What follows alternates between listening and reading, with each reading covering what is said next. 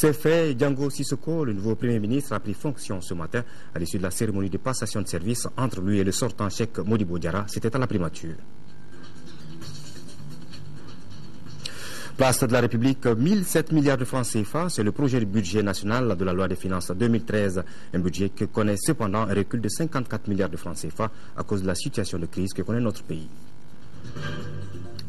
Mesdames, Messieurs, bonsoir et bienvenue dans ce journal. Je vous le disais, le Premier ministre sortant Cheikh Modibo Diarra et le Premier ministre rentrant Django Sissoko ont procédé ce matin à la primature, à la passation de service suite à la démission de Cheikh Modibo Diarra. C'était en présence de l'ensemble du personnel qui a rendu hommage à Cheikh Modibo Diarra pour sa collaboration. Mohamedou Doumbia.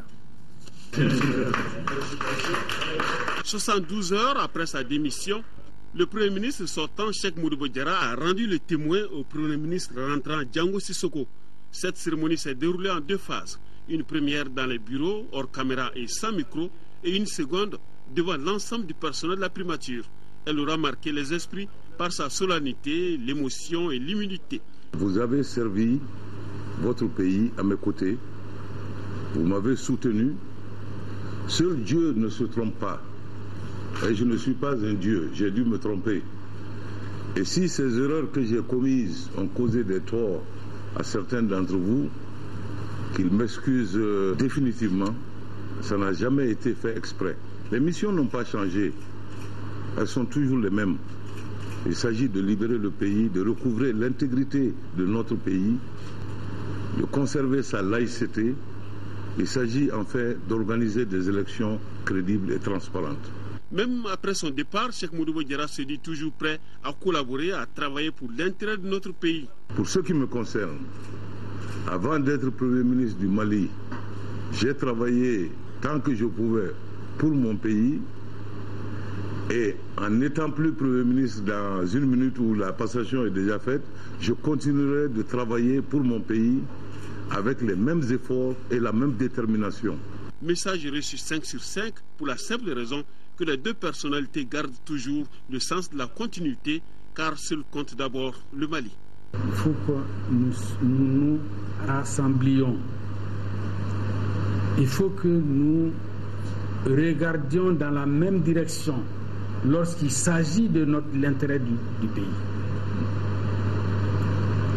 Si nous sommes unis, rassemblés, animés par les mêmes convictions, je suis sûr que nous relèverons très rapidement les défis auxquels notre pays est confronté aujourd'hui. Tout en souhaitant bonne chance à Cheikh Modibo Diarra, le Premier ministre Django Sissoko lui a rappelé toute sa disponibilité et que l'administration malienne reste toujours la sienne. Je souhaite simplement que chacun de vous, comme il l'a toujours fait, continue à servir loyalement, non pas le Premier ministre, mais le pays. Cette cérémonie de passation s'est terminée par des bénédictions, des séances photos, des souvenirs, comme pour dire que la vie continue et on reste toujours ensemble. Dans le même chapitre, cette déclaration de l'Assemblée nationale, le bureau de l'Assemblée nationale a appris le mardi 11 décembre 2012 la démission du Premier ministre Cheikh Modibo Diarra et de son gouvernement. L'Assemblée nationale prend acte de cette démission. Elle s'est réjouie de la nomination rapide par le président de la République de M. Django Sissoko en qualité de Premier ministre. M. Django Sissoko, qui est un homme d'expérience, une personnalité consensuelle avec une parfaite connaissance du Mali, de son administration et de ses réalités socio-culturelles. L'Assemblée nationale encourage le président de la République et le Premier ministre à former dans le meilleur délai un gouvernement inclusif d'union nationale en tenant compte des réalités politiques et sociales. À l'image de l'Assemblée nationale, plusieurs partis politiques, groupements de partis politiques, associations et particuliers nous ont fait parvenir leur message de félicitations au Premier ministre pour sa nomination. 1007 milliards de francs CFA, c'est le projet de budget national de la loi des finances pour 2013. Compte tenu de la situation du pays, ce budget connaît un recul de 54 milliards de francs CFA. Pour en savoir davantage, notre reporter Garibou Perou a approché le président de la Commission des finances, de l'économie, du plan et de la promotion du secteur privé. L'Assemblée nationale a déjà finalisé le projet budgétaire national de loi des finances 2013. Ce projet budgétaire, qui n'attend que la plénière pour être validé et officialisé, prévoit en dépenses 1007 milliards de francs CFA, 953 milliards en recettes. Outre les services qui sont à la base de la prévision budgétaire, l'Assemblée nationale a écouté d'autres départements dans le contexte de la situation actuelle du pays. Le projet de loi finance 2013 ont été faites et même terminées à date. Depuis une semaine maintenant, nous avons fini toutes les écoutes et elles ont duré 3 semaines. Nous avons écouté tous les services d'assiette des départements, exceptionnellement cette fois, département de la défense, de la sécurité, de l'intérieur, de la décentralisation. En termes de projet, on sait qu'on a un budget de 1007 milliards. En dépenses, c'est le plus grand nombre, et de 954 milliards en recettes. Donc nous allons vers un déficit de 53 milliards. En termes d'amendement, l'Assemblée nationale a fait plusieurs propositions sur le projet budgétaire de loi des finances 2013. Ces propositions d'amendement ont été approuvées sans débat par les différents départements ministériels. Les écoutes nous ont amenés à proposer des amendements. Nous avons 17 propositions d'amendements. Autant la loi fait l'objet d'un vote, autant les amendements font l'objet d'un vote. D'ailleurs, je peux dire, on n'a pas fait le débat, mais ces amendements ont été suffisamment partagés avec les ministères responsables du budget, notamment le ministère de l'économie et des finances. À l'issue des travaux d'une session budgétaire relative au projet de loi des finances, l'Assemblée nationale a noté, contrairement aux années précédentes, des reculs budgétaires. Notre budget, il faut dire qu'il a pris un grand recul. Nous étions en 2012 à 1400 milliards. Le rapport final du projet budgétaire national 2013 reste donc sur la table de l'Assemblée nationale qui attend maintenant la plénière pour le valider. Nous restons toujours à l'hémicycle avec cet autre communiqué. Conformément aux dispositions constitutionnelles, le président de l'Assemblée nationale rappelle aux honorables députés que la clôture de la session en cours aura lieu le vendredi 14 décembre 2012 à 17h précises dans la salle Modibo Keïta. Le président s'est compté sur la présence effective des honorables députés. La séance est publique. Les agents des municipalités du district de Bamako, à l'appel de leur section syndicale, observent depuis ce matin une grève de 48 heures. Motif évoqué, la solidarité à l'endroit de 3 de leurs collègues sanctionnés par le maire du district. Le mot d'ordre semblait largement suivi dans toutes les mairies du district. Compte rendu de Nando Dambélé. Les cours et les bureaux des mairies à Bamako ont perdu leur ambiance habituelle ce jeudi pour raison de grève. Selon le secrétaire général de la section syndicale des municipalités du district de Bamako, les responsables municipaux du district font entrave à la liberté syndicale. C'est lors de l'affichage des slogans de l'Assemblée générale que des camarades ont été sanctionnés par le maire du district. Et après plusieurs tentatives, on lui a dit de lever ces sanctions. Il ne l'a pas fait, et raison pour laquelle on lui a adressé une lettre pour lui dire que si jamais il ne lève pas, on va être obligé d'aller en grève. À notre passage dans les mairies, seuls les élus et les secrétaires généraux étaient en place. Partout, c'était des chaises vides, des ordinateurs éteints et des cours désertes. En ce qui nous concerne, si les agents de la mairie de la commune 3 des autres communes sont allés en grève, je crois que c'est par solidarité par rapport aux agents du district de Bamako qui ont décidé d'aller en grève. Le maire les avait soumis d'enlever ces affiches. Et les personnes intéressées qui sont des agents du district ont refusé d'obtempérer. Donc le maire aussi a pris des sanctions de mise à pied contre ces 2 agents. À l'absence du maire du district, aucun témoignage n'a pu être recueilli à ce sujet. Les patrimoines culturels des régions du nord de notre pays sont désormais résumés dans 2 supports visuels. Il s'agit d'une carte et d'un passeport. La réalisation de ces supports, qui fait suite à la destruction de nombreuses valeurs culturelles dans ces régions, vise à faire connaître davantage l'importance de ces biens en vue de leur sauvegarde. Les supports en question ont été présentés ce matin aux forces armées au cours d'une rencontre. Tchemoko Konaté. Outre les patrimoines immatériels, le Mali dispose de nombreux sites touristiques faisant sa richesse.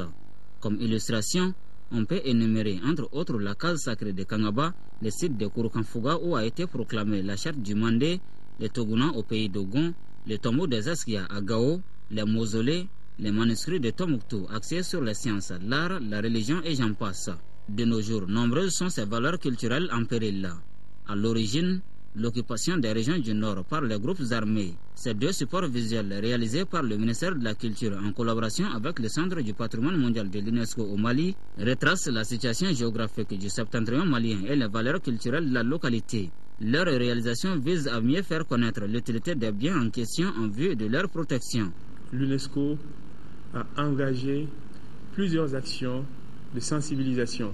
Ces actions ont été suivies par l'adoption par le Conseil de sécurité de l'ONU en juillet 2012 de la résolution 2056 qui exhorte à la protection des biens du patrimoine mondial du Mali. Je ne doute pas un instant que vous allez vous approprier ces documents qui sont pour nous l'expression d'une volonté farouche de préserver ces biens culturels en les identifiant et en les situant surtout dans l'espace. La réalisation de ces supports devra contribuer non seulement à atténuer les préjudices causés sur les valeurs culturelles dans le nord du pays, mais aussi à promouvoir le patrimoine mondial de l'UNESCO. Voilà, et puis le collectif des ressortissants du Nord, le Coren, informe les invités au Forum national sur la gestion de la crise du Nord du Mali, que le dit forum est reporté à une date ultérieure compte tenu de la situation exceptionnelle que vit notre pays. Le Coren compte sur la bonne compréhension de tous ceux qui ont effectué le déplacement. Un institut de cardiologie et la formation des agents, c'est ce que prévoit le centre hospitalier universitaire du Pont-G pour l'année 2013. Pour cela, le budget 2013 du CHU du Pont-G se chiffre à plus de 7 milliards 200 millions de francs CFA. Un budget au centre de la 34e session du conseil d'administration du dit centre pour validation. Les travaux se déroulent au Pont-G. Reportage de Sira Bachili. Établissement de troisième référence, le centre hospitalier universitaire du Pont-G est très sollicité puisqu'il dispose de plusieurs services spécialisés comme la neurologie et l'imagerie médicale, des structures qui ont effectué plus de 37 000 consultations au titre de l'année 2012. Nous avons une difficulté majeure ici au niveau de l'hôpital du Pont-G, c'est les coupures d'eau. Les coupures d'eau intempestives, évidemment, peut-être c'est indépendant de la volonté de nos fournisseurs. Quand il n'y a pas d'eau au niveau de l'hôpital du Pont-G, par exemple, le service de dialyse est arrêté. La dialyse ne peut pas se faire sans eau. Le bloc opératoire est arrêté.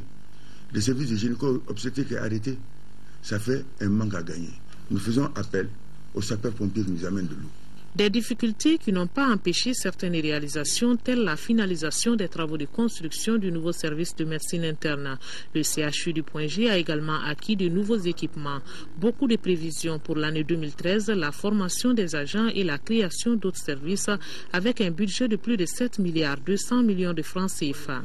Nous voulons sortir de l'ornière de cet esprit de gros dispensaires.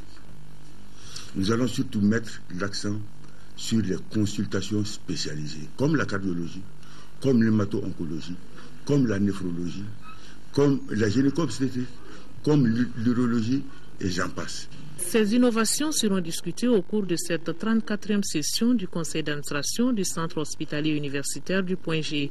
Ce centre qui a un effectif de 670 agents, dont une trentaine de professeurs en médecine.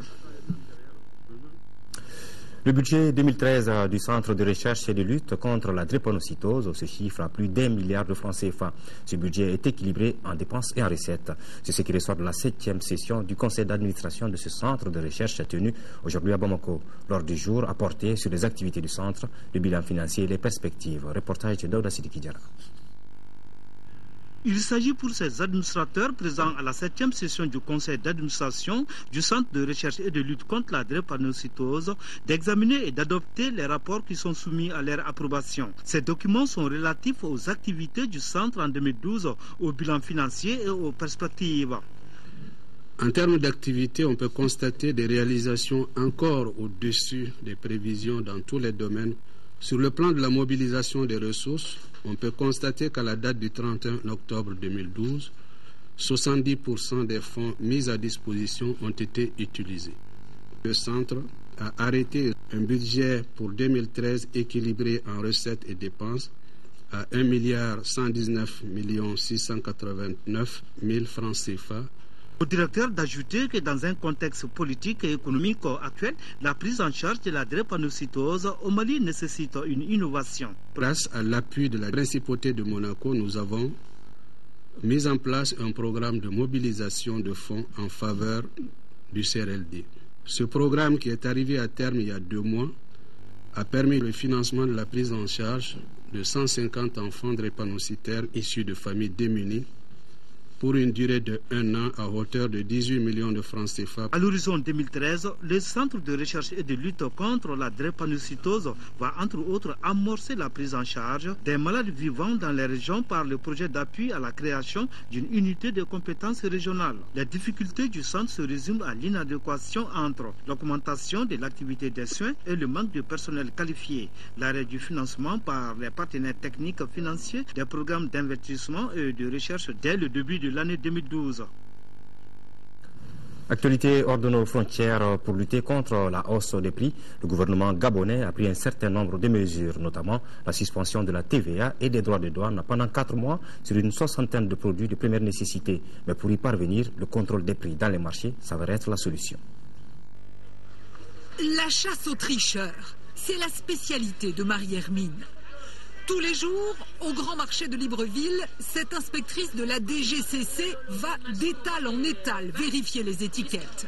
Sa mission ? S'assurer que les baisses de prix voulues par le gouvernement sont bien respectées. Il faut toujours être là sur le terrain, continuer à surveiller. Parce qu'une fois qu'on laisse le bémol, ce qui est sûr, c'est que nous sommes des êtres humains. On ne sait pas ce qui va se passer.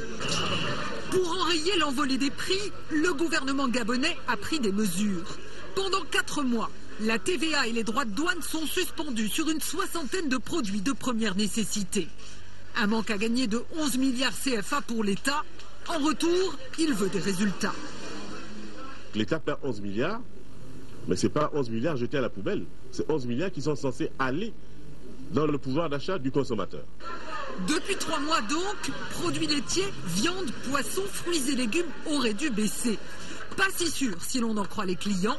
La mesure laisse sceptique. Je ne peux plus manger les crabes ou les crevettes. Tout est cher. Alors le président a dit de diminuer les prix. Ces femmes-là n'ont pas encore diminué les prix, on ne sait pas pourquoi. À en croire les commerçants, ce sont les fournisseurs qui ne jouent pas le jeu. C'est pas moi qui vends cher, moi aussi je paye cher. Chez le Libanais, un carton de cuisses de poulet qu'on achetait 7 500, maintenant c'est à 10 500. Mais quand il y a les autorités, ils disent non, c'est 7 500, 8 000 autos. Mais dès qu'ils tournent le dos, les prix augmentent. Certains douaniers véreux contourneraient aussi la directive en continuant à percevoir des taxes.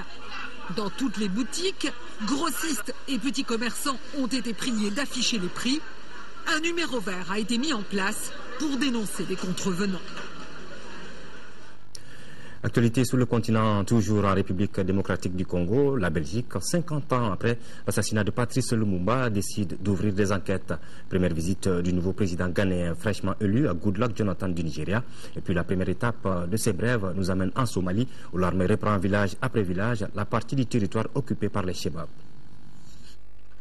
Des soldats somaliens appuyés par les troupes de l'Union africaine crient victoire. Ils célèbrent la prise de Jowhar, une ville située à 90 km de Mogadiscio, une ville qui était sous le contrôle des Chebab, les milices islamistes, jusqu'au week-end dernier. Tous les Chebab ont été défaits. Ils sont en train de fuir. Nous continuerons à les combattre jusqu'à la libération totale de notre pays. L'Union africaine affirme que son objectif est la reconquête du territoire somalien, village après village. Prendre une ville comme Jowhar, c'est gagner une bataille. Mais la plus grande des batailles est celle de l'esprit et des cœurs. Car quand les gens sont avec vous, la guerre est finie. Selon la MISOM, prendre une ville ou un village somalien, c'est libérer les populations du joug des milices islamistes. À peine élu, le président ghanéen en visite chez le voisin nigérian, en route vers la Guinée équatoriale. Pour un sommet entre l'Union européenne et les ACP pour Afrique, Caraïbes, Pacifique, John Dramani Mahama est allé mercredi à la rencontre de Goodluck Jonathan.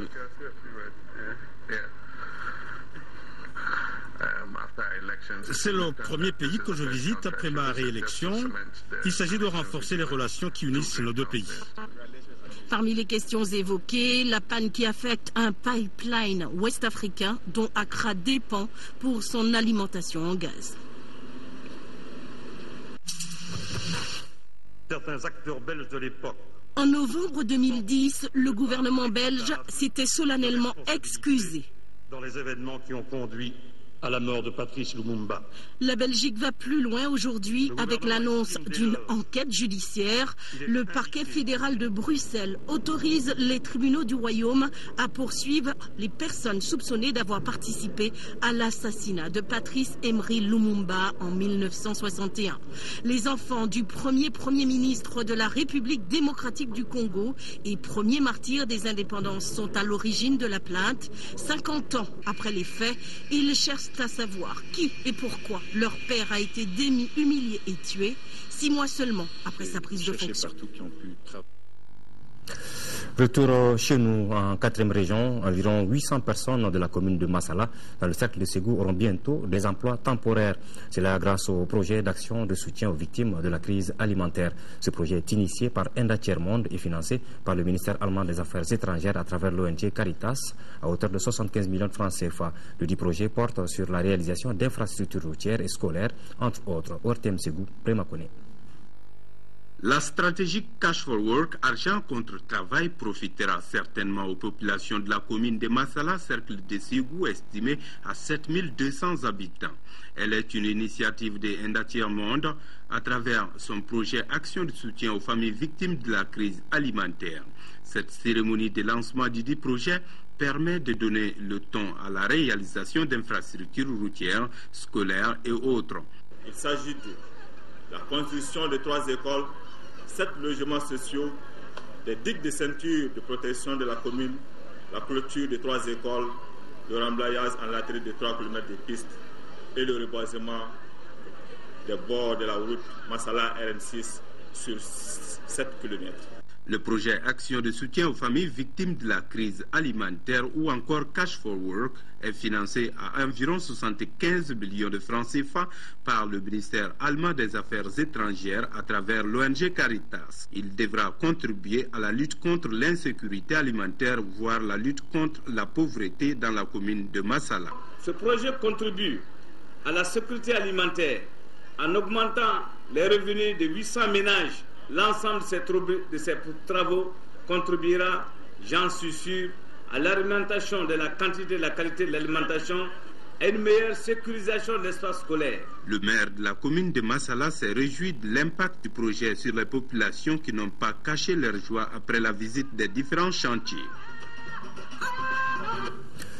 On va se rendre à présent en 3e région avec un nouveau commandant militaire pour la 8e région militaire, le colonel Khalifa Sogodougou, qui a pris fonction ce jeudi. La passation de commandement s'est déroulée au camp Thiéba de Sikasso. C'était en présence de nombreuses personnalités civiles et militaires, avec en premier rang le chef d'état-major de l'armée de terre, le colonel Ibrahim Fane.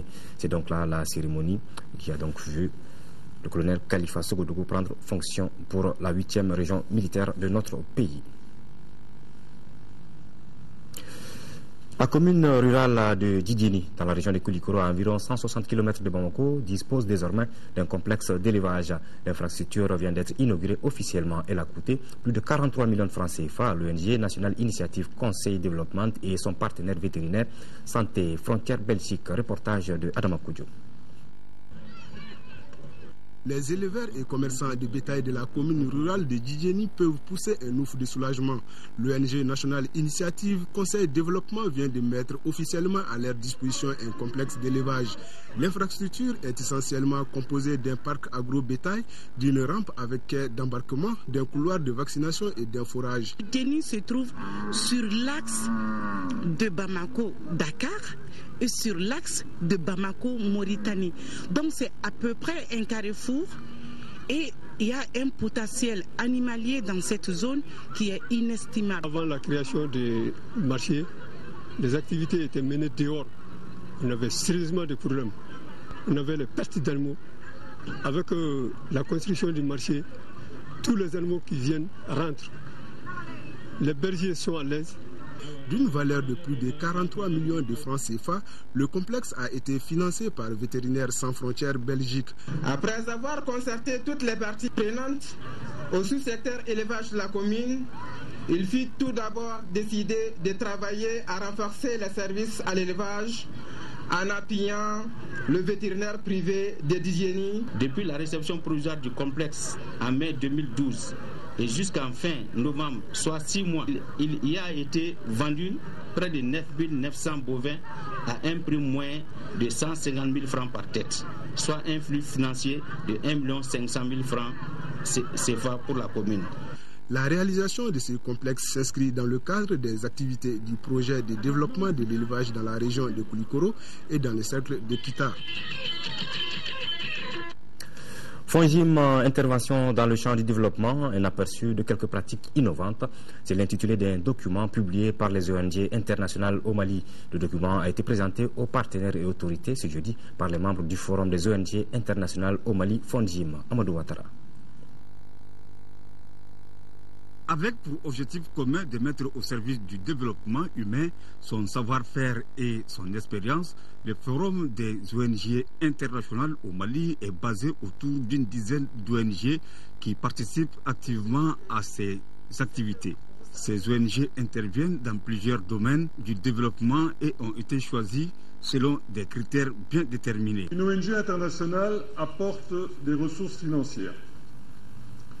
Ces ressources financières proviennent pour une part de la générosité, de la solidarité de donateurs privés, des ménages, des entreprises, des fondations privées, mais également de fonds publics au niveau des instruments financiers proposés par les partenaires techniques et financiers ou bailleurs de fonds et qui ciblent particulièrement les ONG. Le document qui a été présenté par les différentes ONG s'intitule FONGIM. Il recense les activités clés des 10 ONG.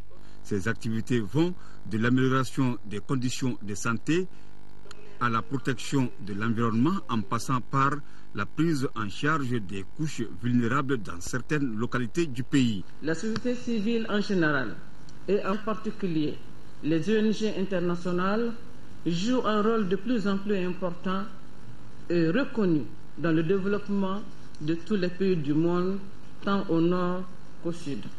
Une copie du document a été remise à la directrice par les membres du Forum des ONG internationales au Mali. Inauguration ce matin à Katibougou, dans la commune rurale du Mandé, d'un groupe scolaire. Le coût des infrastructures est estimé à 15 millions de francs CFA. L'école est baptisée Collège Ivan Baradel, du nom du premier responsable de l'association ALAD, décédé l'année dernière. Reportage de Fatoumata Kone. Les élèves de Katibougou parcouraient à peu près une dizaine de kilomètres pour prendre des cours, soit à Wenzembougou ou à Samankou. Cette corvée est devenue une triste réalité car Katibougou, commune rurale du Mandé, vient d'être dotée d'un second cycle flambant neuf. D'une valeur de 15 millions de francs CFA, l'établissement a une capacité d'accueil de près de 215 collégiens. Le second cycle a été construit pour eux. Donc c'est un exemple pour eux et pour nous. Il faut qu'au DF de cette année, qui doit avoir au moins 100% ou bien 80%, qu'on sache que les difficultés qu'ils rencontrent pour aller à Samankou et Wenzembougou, ils profitent de cette difficulté qui n'est plus pour bien apprendre. Les 3 classes et la direction ont été entièrement financées par l'association languedonienne d'aide au développement ALAD, une ONG implantée à Katibougou depuis 2008. ALAD a fait des réalisations dont la prise en charge des instituteurs, l'alphabétisation des jeunes du village, l'assainissement des toilettes, entre autres. Le collège qui vient d'être inauguré porte le nom du premier président de l'ONG. Il s'appelle désormais Collège Ivan Baradel. La première mission d'ALAD a toujours été et est aujourd'hui plus que jamais d'apporter de l'aide, du soutien pour favoriser la scolarisation des garçons et des filles. depuis qu'elle s'est implantée à Katibou ici, elle fait d'abord l'éducation sa priorité. Commençons par les parrainages, la prise en charge d'un de mes instituteurs, fourniture scolaire, la réparation des bâtons et réfection des plafonds. À l'AD, cette association nous a enlevé beaucoup d'épines aux pieds. L'assistance a visité les locaux de l'ONG. Dans ce centre, il y a des salles de travaux pour femmes et enfants. Le jeu concours sur la propriété intellectuelle s'est déroulé à l'École nationale d'ingénieurs de Bamako, organisé par le Centre malien de la promotion industrielle. Ce concours concerne les élèves de l'enseignement secondaire, technique et professionnel. L'objectif est de contribuer à la constitution d'une masse critique d'experts au service des différents secteurs de la recherche, de l'économie et du droit. Le jeu portait sur des questions-réponses dans plusieurs domaines, tels la science, la littérature ou la culture générale. Reportage de Rachel Tessougué. C'est Mbaraji Guissé du lycée Ibrahim Ali qui remporte le premier prix d'une valeur de 100 000 francs CFA du jeu concours sur la propriété intellectuelle. Fatoumata Founé Touré du lycée Jean-Marie Cissé, qui reçoit une enveloppe de 75 000 francs CFA, se positionne à la deuxième place. Elle est suivie de Youssouf Al-Mahadi du centre de formation professionnelle Soumaourou Kanté, qui gagne 50 000 francs CFA. Je suis très heureux d'avoir remporté le premier prix. Je veux faire plus de recherches sur la propriété intellectuelle. Ce jeu concours sur la propriété intellectuelle a pour objectif de susciter l'esprit créatif chez les jeunes lycéens et développer leur capacité d'innovation technique. C'est la sensibilisation du plus grand nombre, parce que la propriété industrielle, c'est un domaine qui est très mal connu. Mais ce jeu concours portait sur un questionnaire, une série de questions auxquelles les enfants devaient porter des réponses. Et par rapport à cela, nous avons donné des notes et nous les avons classées par ordre. Le concours vise également à mieux sensibiliser les élèves et les étudiants sur l'importance de la propriété industrielle. Je suis vraiment très heureuse car ça nous a permis de connaître beaucoup de choses. Ça m'a permis de connaître la propriété industrielle. Chaque année, le Centre malien de promotion de la propriété industrielle, dans le cadre de ses activités traditionnelles de sensibilisation sur la propriété intellectuelle, organise des jeux concours à l'intention des élèves et étudiants. Voilà, nous repartons à l'international pour boucler cette édition. Au Brésil, les autorités affirment que tout sera prêt pour accueillir les événements d'envergure que le pays s'apprête à abriter. La Coupe des Confédérations en juin 2013 et la Coupe du monde de football de 2014. Avec un investissement de plus de 14 milliards de dollars, des inquiétudes planent cependant pour les routes et les transports. Coup après coup, les stades brésiliens sortent de terre. Celui de Fortaleza, dans le nord-est du pays, sera le premier inauguré dimanche par la présidente Dilma Rousseff. Tous les stades doivent être prêts pour le mondial de football en 2014 et pour la Coupe des Confédérations dès juin 2013. Une coupe qui servira de test dans 6 des 12 villes concernées par le mondial. Le stade de Fortaleza sera prêt 120 jours avant la date limite pour sa livraison. C'est tout à fait inhabituel au Brésil. Les projets d'infrastructures publiques sont toujours en retard, jamais dans les délais. Le Brésil a surtout mis un coup d'accélérateur après les vives critiques du secrétaire général de la FIFA en mars dernier. En tout, le pays déboursera près de 14 milliards de dollars pour que la fête soit belle. Pour le stade de Recife, par exemple, nous avons augmenté le nombre d'ouvriers. Ils sont 4500 aujourd'hui. Les livraisons de matériel ont été accélérées. Nous avons aussi utilisé de nouvelles technologies pour la pose du toit. Au milieu de ce concert de louanges résonne toutefois une réelle inquiétude. Les stades seront peut-être prêts, mais pas les routes entre les villes qui reçoivent le mondial, ni sans doute les aéroports qui restent sous-dimensionnés et mal organisés. Le mondial va pourtant attirer 3 millions de Brésiliens et un demi-million de touristes étrangers. Pour le moment, les autorités du pays ne veulent penser qu'à la manne financière qu'il représente. La Coupe du Monde offre l'opportunité au Brésil de faire parler de lui partout dans le monde. De nombreux pays n'auront jamais cette possibilité. Mais il faudra pouvoir loger ces fans de football. L'une des villes hôtes, par exemple, ne dispose que de 17 000 chambres d'hôtel, alors que son stade compte 45 000 places. Voilà, c'est tout pour cette édition. Vous retrouverez demain à 10h et à 13h Sira Bachili. Moi, je serai là pour les éditions du soir. En attendant, ayant toujours pour nos compatriotes vivant dans les régions du Nord sous occupation une pensée de soutien et de réconfort. Merci et bonsoir.